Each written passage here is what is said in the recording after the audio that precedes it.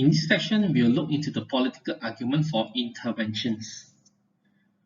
Political argument for government interventions have a range of issues, including preserving jobs, protecting industries deemed important for national security, retaliating against unfair foreign competitions, protecting consumers from dangerous products, furthering the goal of foreign policies, and advancing the human rights of individuals in exporting countries.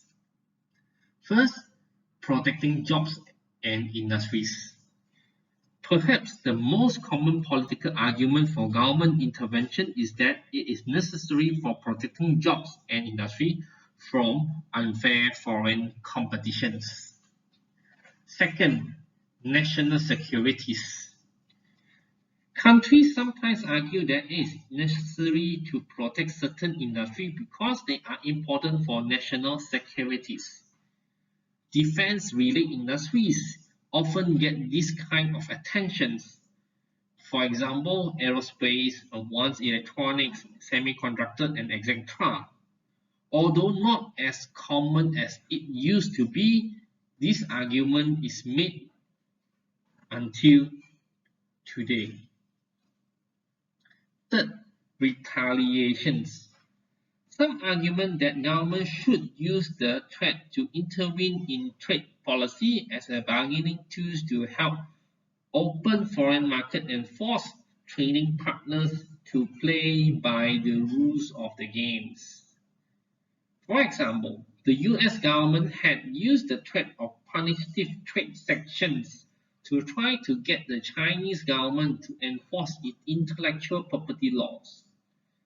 Lax enforcement of this law has given rise to massive copyright infringement in China that has been costing US companies such as Microsoft hundreds of millions of dollars per year in lost sales revenues. After the United States threatened to impose 100% tariff on a range of Chinese imports, and after harsh words between officials from the two countries, the Chinese agreed to tighten enforcement of intellectual property regulations.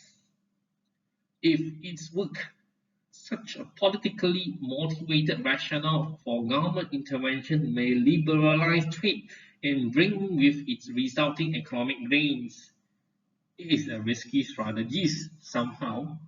However, a country that is being pressured may not back down and instead may respond to the imposition of punitive tariff by raising trade barriers of its own. This is exactly what the Chinese government threatened to do when pressured by the United States. Although it ultimately did back down, if a government does not back down, however, the result could be higher trade barrier all round and all economic loss to all involved. Next, protecting consumer. Many governments have long had regulations to protect consumers from unsafe products. The indirect effect of such regulation often is to limit or ban the importations of such products. For example, in 2003, several countries including Japan and South Korea decided to ban imports of American beef after a single case of mad cow disease was found in Washington state. The ban was motivated to protect consumers from what was seen to be an unsafe product.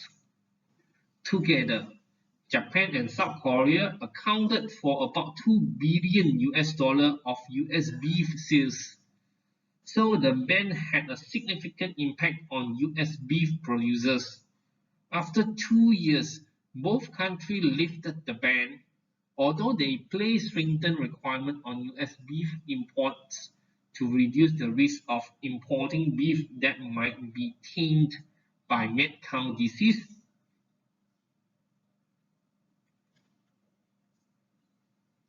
Continue furthering foreign policy objectives.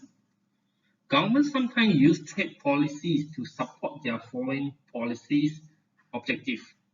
A government may grant preferential trade terms to a country with which it wants to build strong relations.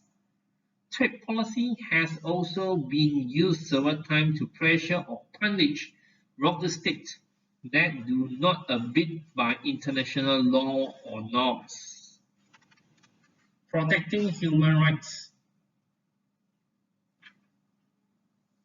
Protecting and promoting human rights in others countries is an important element of foreign policy for many democracies. Governments sometimes use trade policy to try to improve the human rights policy of trading partners. Protecting environments. Protecting the environment has become an important policy objective of many nations.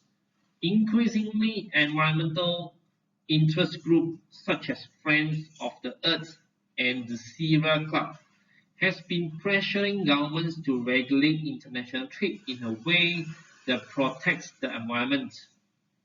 The growing concern over global warming has added an important dimension to this debate.